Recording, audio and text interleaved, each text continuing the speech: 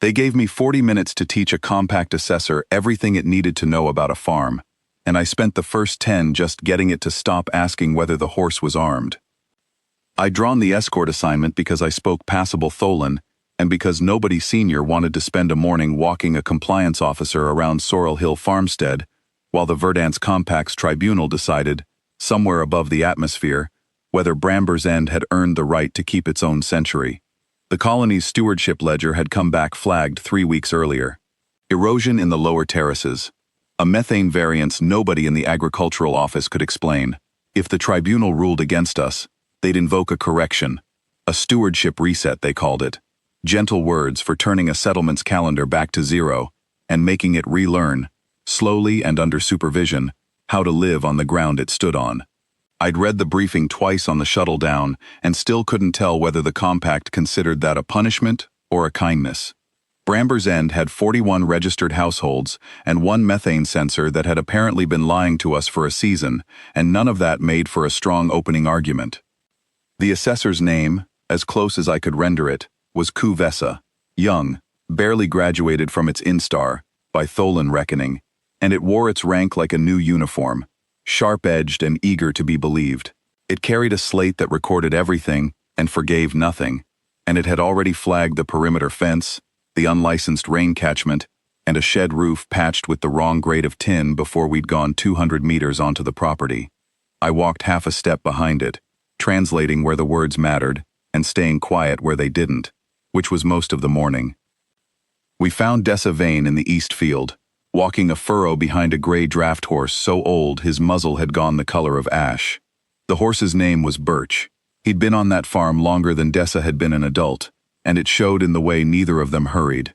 Dessa had inherited the place from a father who'd inherited it from a grandmother who'd broken this same ground with a hand plow, and Birch, or some earlier version of him, had been standing in this field for most of that history. Not the same animal, Dessa told me once, just the same understanding, passed down horse to horse, the way some families pass down a name. This is your primary cultivation method, Kuvessa said, not a question. It never asked questions when a flat statement would do the accusing for it. It's one of them, Dessa said, not looking up from the traces. An organic draft animal, inefficient by a factor of 11 against a standard tiller. Kuvessa's slate chimed softly, logging the observation, and it stepped closer, angling a small sensor wand toward Birch's shoulder, the way you'd check a machine for a fault code.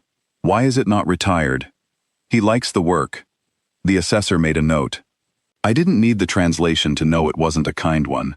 For the next hour, I walked the rows behind them, while Kuvessa cataloged the farm's failures with the patient contempt of someone who has already decided the verdict and is only gathering the paperwork to support it. The compost terraces were unsealed.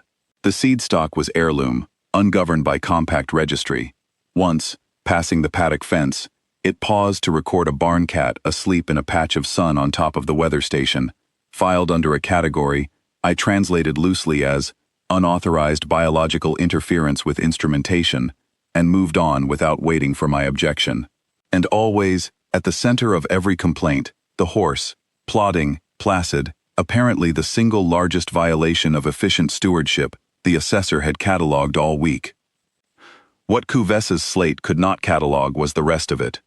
It couldn't catalog the way Birch slowed half a stride before Dessa's hand ever moved, as if he'd read the decision in her shoulders before she'd made it. It couldn't catalog the way he stepped wide around the seedling rows nobody had fenced, the way he stopped at the trough and drank exactly enough and not a swallow more, or the way he stood dead still, ears forward, the one time Dessa crouched to clear a stone from the furrow, not commanded to stand still, just standing still, the way you'd wait for someone you trusted to finish a sentence. Kuvessa noticed the stillness first. It stopped walking. That is not a trained halt, it said. There was no command. No. Then why did it stop? Dessa straightened, brushed the dirt from her knees, and looked at the assessor for the first time all morning, not unkindly, just plainly, the way you'd look at someone asking why the sun bothered rising. Because I was down. He doesn't like it when I'm down, and he can't see my hands. Kuvessa's slate did not chime. I watched it not chime for a long moment, which told me more than any translation could have.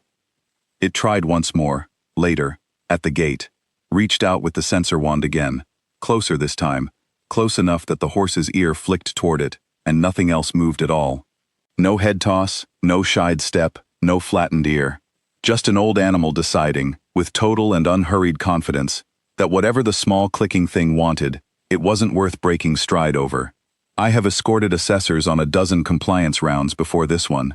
I had never seen one take a full step backward from something that hadn't so much as looked at it. We walked the rest of the field in something close to silence.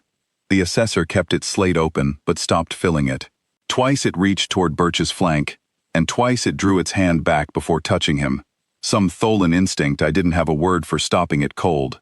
The same instinct, maybe, that makes even the very young go quiet around something that could hurt them, and has decided, for its own private reasons, not to. By the time the sun dropped toward the ridge, Dessa had unhitched the traces, and Birch stood loose in the yard, head low, sides heaving gently from the day's work. She didn't lead him anywhere. He simply followed her toward the barn at a distance she never had to check, matching her pace like a shadow with opinions of its own. And when she stopped to look back at the assessor still standing at the field's edge, Birch stopped too, exactly level with her shoulder, and turned his head to look at the same thing she was looking at. For a moment the three of us just stood there in the long light, the assessor and the woman and the horse, none of us saying anything, the whole field gone quiet and gold around us. Kuvessa's tribunal call came through on its slate a few minutes later, the verdict window closing, a decision required.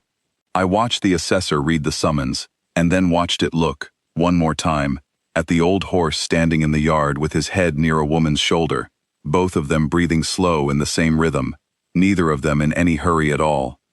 It typed for a long time. Longer, I'd guess, than a compliance officer needs to type a correction order. What it filed, I found out later, wasn't a violation.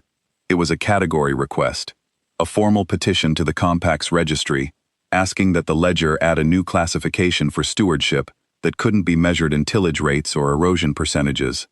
Partnership, it called it, in a word that translated badly and meant, as near as I could render it, the labor of being trusted enough not to need commanding. Sorrel Hill kept its century. The methane variance turned out to be a broken sensor in the lower terrace, not a violation at all. But nobody mentioned that in the tribunal's final language, because by then, it wasn't really the point anymore. Kuvessa left on the evening shuttle without looking back at the farm, the way the young do when they've learned something and aren't yet sure how to carry it. I never saw the assessor again, though I heard later it had requested a second field posting, agricultural this time, and I have wondered since whether that was penance or curiosity. I still think about the way it drew its hand back from Birch's flank, twice, before it understood why it should. Dessa never asked what the verdict had been. She didn't need to. She was in the barn by the time the shuttle lifted, forking down hay, and Birch was already asleep on his feet the way old horses do, one back leg cocked, ears loose, entirely unbothered by the fact that somewhere above the atmosphere, a species that measured entire worlds by their ledgers had just quietly decided it didn't have the right column for what he was. I filed my own report that night, shorter than the assessor's, and left out most of what mattered, because some of it wasn't mine to explain. I turned off the yard lamp on my way out. Neither of them noticed. That, I think, was the whole point.